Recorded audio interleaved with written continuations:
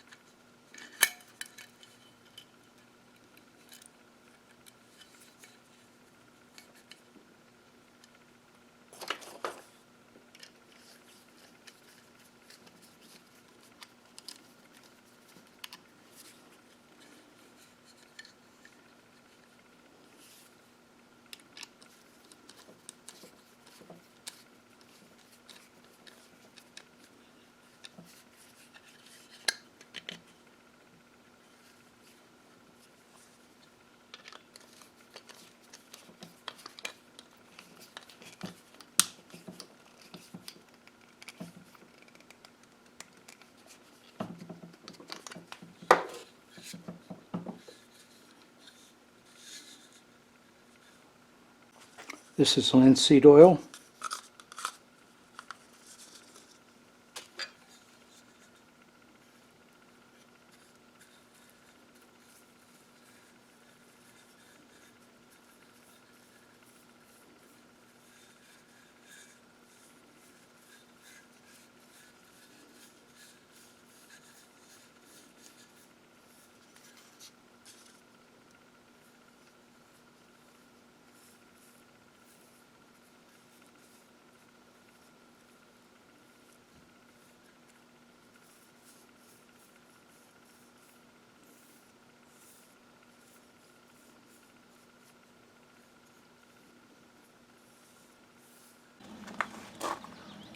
This is the finished handle. The boiled linseed oil has been dried overnight, and it's wiped off. So that's the finished product.